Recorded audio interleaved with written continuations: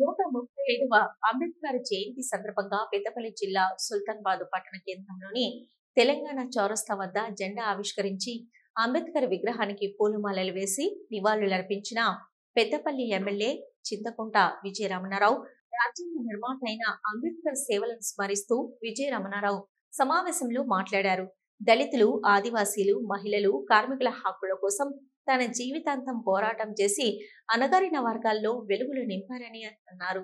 అలాగే ప్రభుత్వం ప్రవేశపెట్టిన సంక్షేమ పథకాలలో దళితులకు ఎక్కువ శాతం అందేలా చూస్తామన్నారు.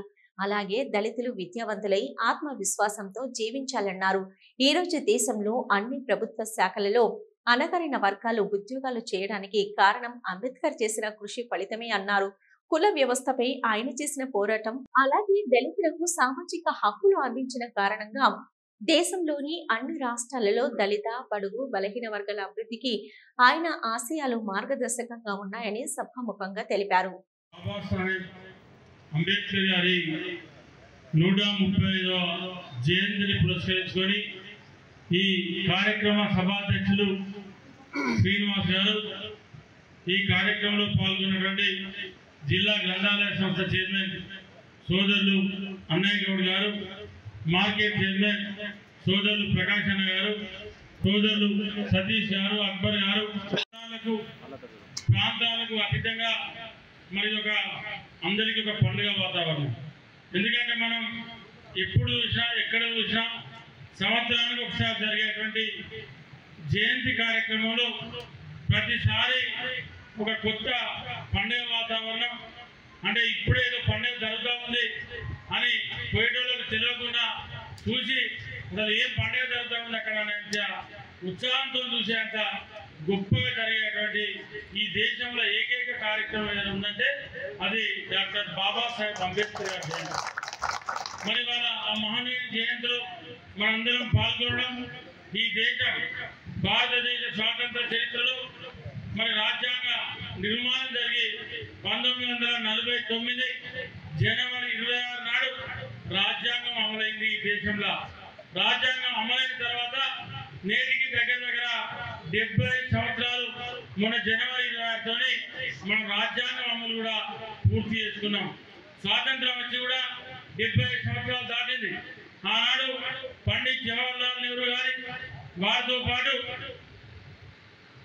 సర్దార్ వల్లభాయ్ పటేల్ కానీ, ఆనాడు జవహర్లాల్ నెహ్రూ గారు కానీ, మహాత్మా గాంధీ కానీ ఏదైతే ఆనాడు ఈ దేశ స్వాతంత్రం కోసం పోరాటం చేసినటువంటి యోధులు ఎవరైతే ఉన్నారో ఆనాడు వాళ్ళంతా కలిసి మరి మన అంబేద్కర్ చరిత్రను, అంబేద్కర్ రాజ్యాంగం రాస్తే బాగుంటుంది, అంబేద్కర్ గారికి అప్పచెప్తేనే ఇది ఈ దేశానికి న్యాయం జరుగుతుందని చెప్పి సంజయ్ రెడ్డి వెళ్తా అంటే 75 సంవత్సరాలు దాటిన తర్వాత కూడా ఈ దేశంలో ఇంత గొప్పగా ప్రజాస్వామ్యం వర్ధిల్లుతూ ఉంది.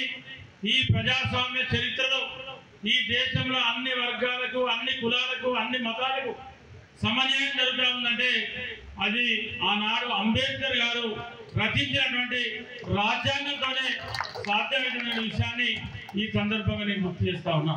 అదే కాదు, మనందరం కూడా ఆలోచన చేయాలి. ఇవాళ ఏది అవసరం అని చెప్పి ఆనాడు ఈ దేశం ఉన్నన్ని రోజులు, ఈ భూమి ఉన్నన్ని రోజులు, భారతదేశ చరిత్ర ఉన్నన్ని రోజులు సరిపోయే విధంగా ఇవాళ రాజ్యాంగాన్ని రాసి పెట్టినటువంటి మహానుభావుడు డాక్టర్ బాబాసాహెబ్ అంబేద్కర్ గారు. ఇవాళ మన అంబేద్కర్ గారి గురించి ఎంత చెప్పినా తక్కువనే, ఎంత మాట్లాడుకున్నా తక్కువనే. ఎందుకంటే ఇవాళ మొత్తం ప్రపంచం మొత్తంలో ఎక్కడ చూసినా భారతదేశ రాజ్యాంగం గురించి, భారతదేశ ప్రజాస్వామ్య చరిత్ర గురించి, భారతదేశంలో అమలవుతున్నటువంటి రిజర్వేషన్ వ్యవస్థ గురించి, భారతదేశంలో అమలవుతున్నటువంటి అన్ని కార్యక్రమాలను మరి గొప్పగా ఈరోజు అడుగుతా ఉందంటే దానికి కారణం డాక్టర్ బాబాసాహెబ్ అంబేద్కర్ గారు. ఎవరు కూడా మనం మనిషి ఉండేది కాదు. ఎందుకంటే ఇవాళ మనందరం కూడా గమనించాలి. ఇలా అంబేద్కర్ అంటే ఇలా నా నుండి ఇలా నేను ఎమ్మెల్యే అంటే దానికి కారణం అంబేద్కర్ గారు. ఇవాళ నాకు ఆ హక్కు అనిపిస్తే నేను ఒక శాసనసభ్యునిగా రెండోసారి మీ ముందు చైర్మన్గా ఉన్నారంటే దానికి అవకాశం రాజ్యాంగంలో కల్పిస్తే ఆ రాజ్యాంగ హక్కుతోని ఇవాళ గంధార చైర్మన్గా సంక్షేమమే ధ్యేయంగా రాత్రింబవళ్ళు నిద్ర లేకుండా మరి పెద్దపల్లి నియోజకవర్గాన్ని ముందుకు తీసుకువెళ్తూ రాష్ట్రంలోనే పెద్దపల్లి నియోజకవర్గానికి ఒక చేసేది ఒకటే,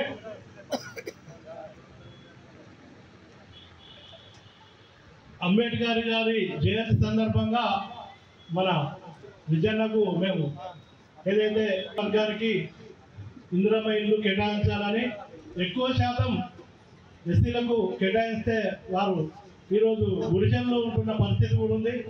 అన్నగారు ముఖ్యంగా బడుగు బలహీన వర్గాల అట్టడుగు నేత గుర్తింపు పొంది మరి అంచెలంచెలు ఎదిగినారు.